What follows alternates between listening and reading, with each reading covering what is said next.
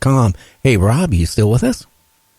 I sure am. Yeah, I just, think about it is if you, just think about, like you mentioned, there's footprints going to the well in the snow and it stops, it disappears. Again, there's so many people that vanish worldwide on a daily basis with no trace of them. Something is going on. Also, they will find them miles away. And this is pretty horrible, but they found children that were lost in national parks, and they disappeared, and a day or two later, they're found 13, 15 miles away, sometimes on the top of a mountain. Now, how would a kid get... In one case, the child was mentally handicapped. There was no way. Well, I remember... Oh, go ahead. I'm sorry. Oh, I was just going to say, there's no way it could wander that far in that short a time. It was just physically impossible for the child to do so. And, of course, the child was dead. Now, was it picked up? Was it carried there? Was it a Thunderbird? Was it a Mothman? What was it, a UFO? We don't know. Well, I just remember reading in the one book, that talks about, a person and his wife and child were out camping. And they were watching their child. The child was like 20 feet away from the father while he was setting up the camp. Again, the father was watching, but he just took his eyes off for a few seconds. He turns his head. His son is gone. He's 5 years old. Now, we might be talking about the same one. He panics. He looks around the area, doesn't find him, gets a hold of the rangers. They start looking. There is a couple rivers in the area. They figured this kid at 5 years old would have had to cross these rivers, which I don't buy that. A 5-year-old going across a sweeping river, let alone a few of them, and then be found 15 miles away on the side of a mountain with his clothes off to the side, folded up, if I remember right. And here's his remains. Now, how can quite often they don't have their shoes. It's as if the first thing they do when they get taken or lost or whatever is they take off their shoes. Now, why would anyone do that? I mean, even a child. Why would a child? I mean, the going is tough. You're not going to take your shoes off, especially if you're cold. No, but again, can you see a 5-year-old going across a raging river? Absolutely not. And then, absolutely not. These guys, David Paulides really has it nailed pretty well.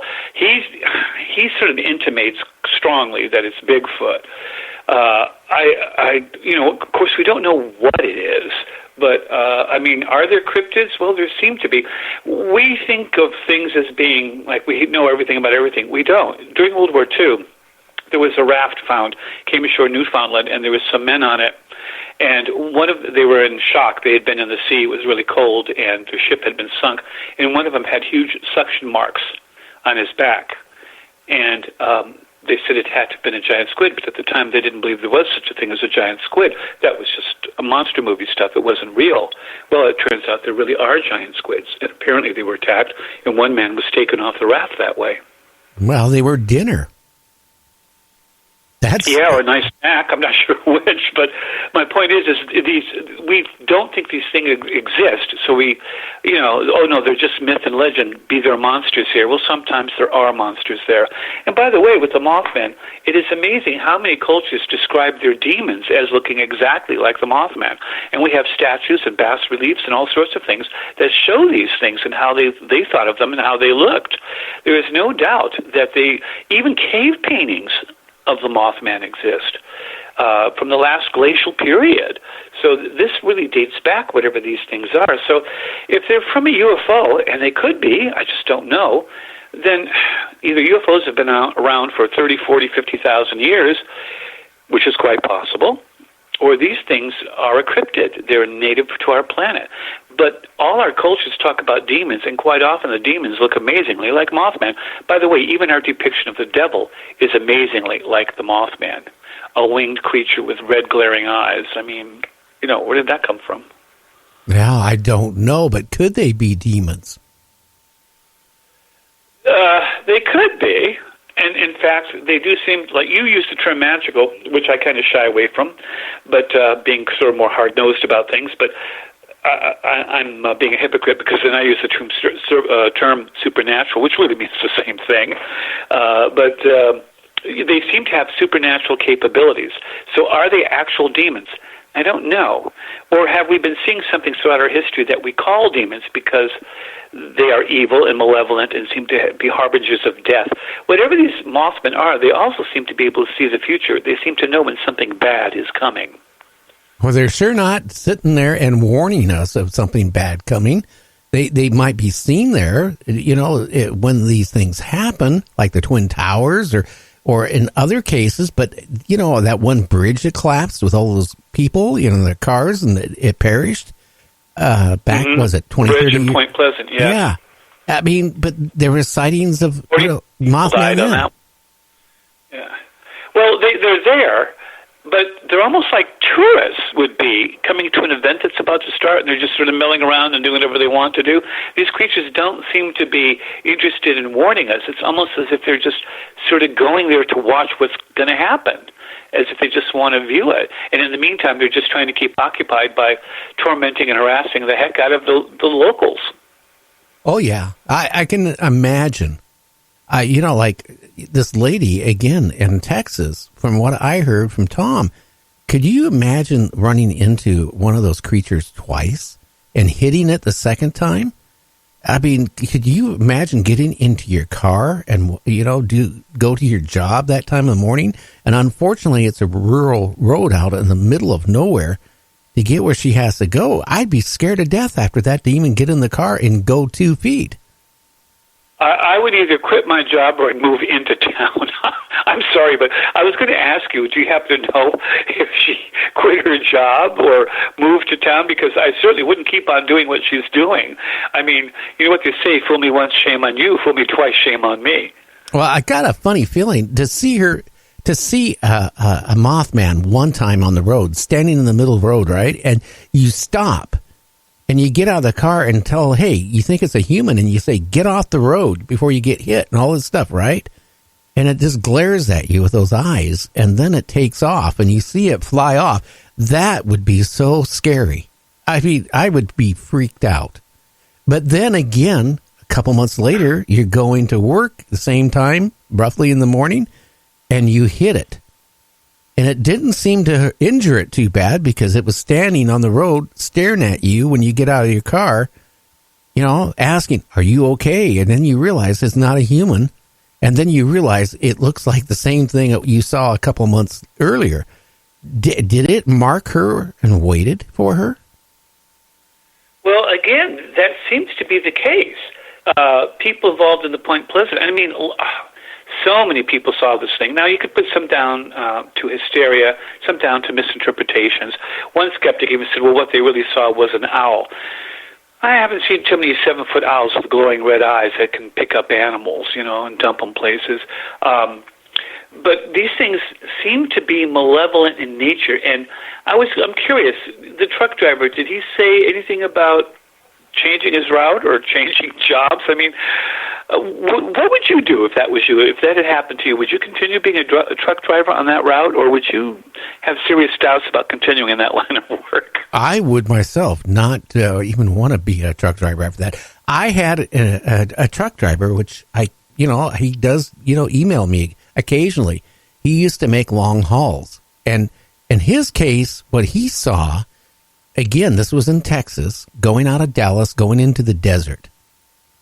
Just before he got into the desert, he's just, listening to his music, and he looks out his side window. He sees a bright light. He sees a cow going up in the sky. Now, the first thing he says, Gary, there was no ropes, there was no chains, but there was this bright light, and this cow was going head first, going up in the sky. He said the next morning that he got a hold of his boss and said, I'm not driving at night anymore. I'm not going to do long hauls.